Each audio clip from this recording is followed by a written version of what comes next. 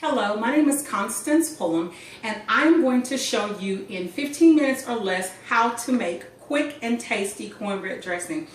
Unlike most people, I do not like to slave in the kitchen, but I won't compromise on taste. So first things first, I like to use Martha White yellow cornbread muffin mix.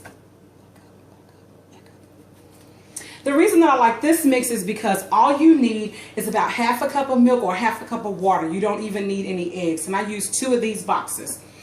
This is the finished product, our cornbread dressing, okay? I have previously cooked this per the directions on the box and let it cool. Now we're going to crumble the cornbread.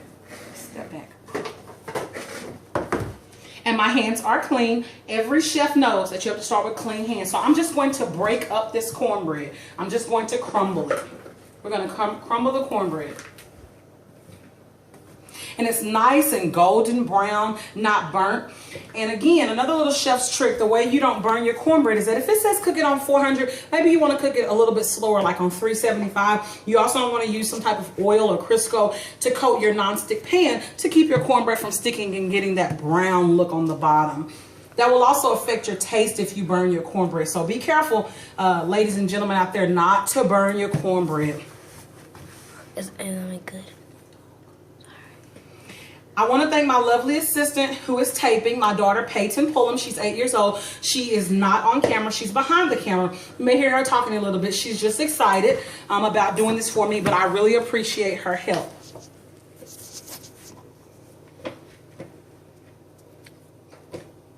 Again, just crumbling the cornbread.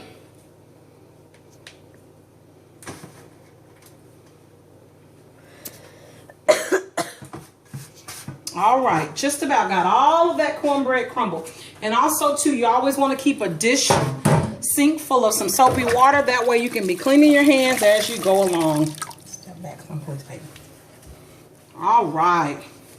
So we have our hands all nice and clean again from one task to the next.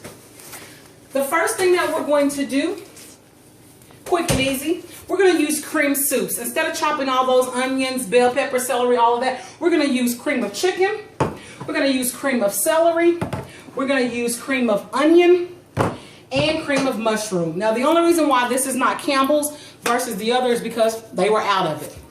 Okay?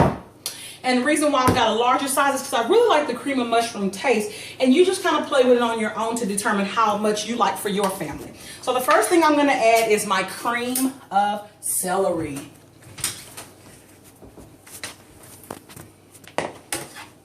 And I like to use a knife to get it out versus anything else because it just helps make sure that I get everything that is in the can out with one smooth swoop, okay? The next thing I'm going to do is add one for right now, just one. I may add another one later, but I always start off with one cream of chicken.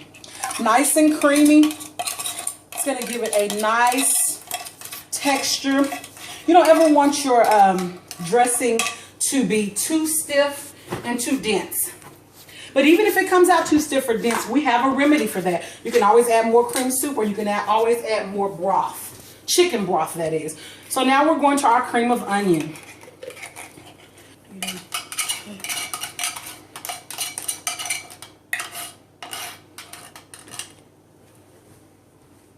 All right, and now we're going to do our cream of mushroom. And for right now, we'll only do about half so that we can taste it and gauge whether we need more or not. And that's why we also have the extra cream of chicken so that we can taste it or if it's a little bit too dense, okay? And again, I normally use Campbell's, but this is all they had. I guess because of the holiday season, you know, Campbell's was at a premium, okay? All right, we'll sit that in the sink.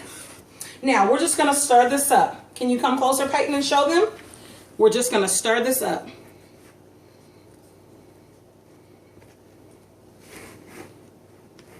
Want to make sure that we mix it and make sure that you go all the way to the bottom because it'll look like you've mixed it and you get to the bottom and you still have a lot more to go. But see how creamy that is?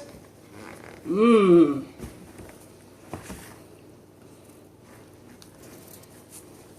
It will be a little bit hard to stir because of the cornbread at first, and you only have the soups, okay? But it looks like we got a really good mixture going here.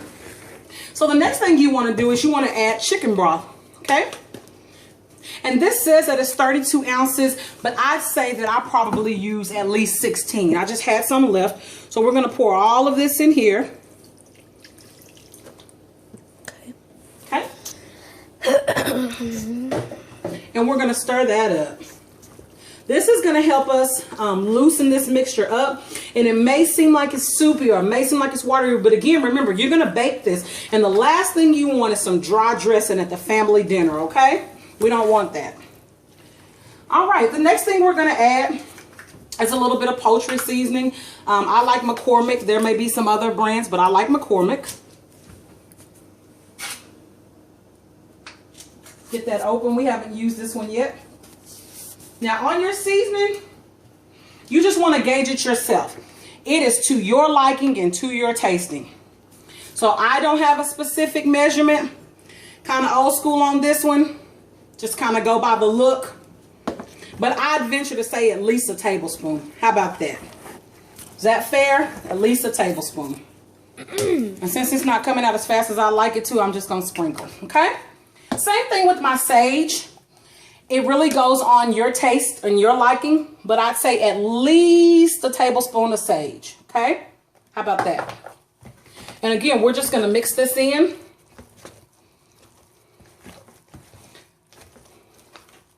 Then for some added flavor, we're going to use a little bit of garlic. I'd say about maybe a teaspoon of garlic. Also, too, even though we have cream of onion, I'm going to use about a teaspoon worth of onion powder. Just to make sure we have that flavor in there that we like. Also, too, we're going to use just a few plain breadcrumbs. These are great value, plain breadcrumbs. Again, I just sprinkle. This helps hold it together. And if you need measurements, I'd say maybe a third of a cup, if that. Again, you see how that's nice and creamy?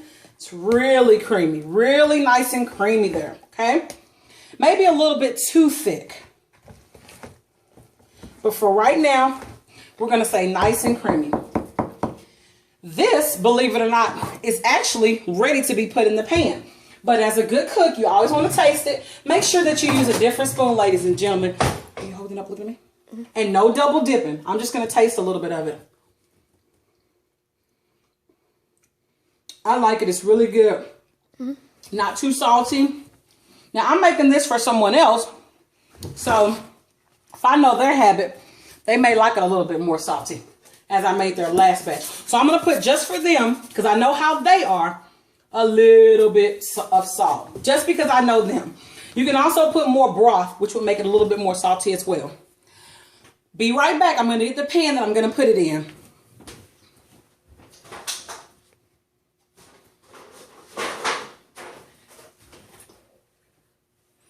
Next, I'm just going to take a full pan and spray it with some Pam so that it doesn't stick. Also, Reynolds sells these pans at Walmart that are already made non-stick, but if not, just a pan and use some Pam so that it doesn't stick. The last thing we're going to do before we put it in there, we're going to take a whole, yes, I said a whole entire stick of butter, and we're going to melt that.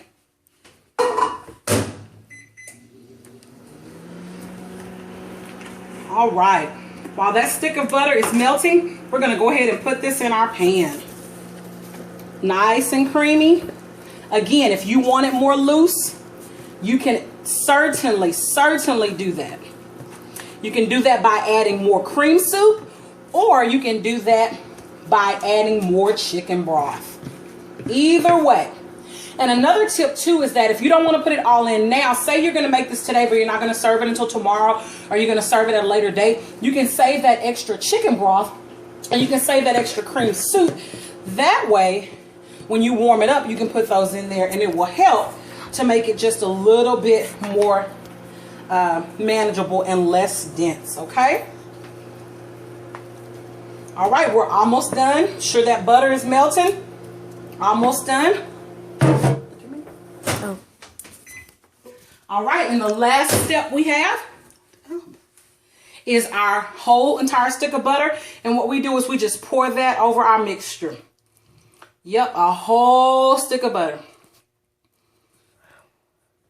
We're going to put this entire cornbread dressing in an oven that has been preheated to 350.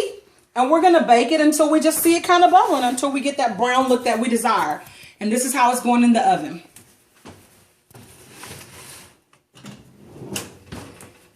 So again, thank you. I hope that was 15 minutes or less. Quick and tasty cornbread dressing. Signing off, Constance. Bye-bye.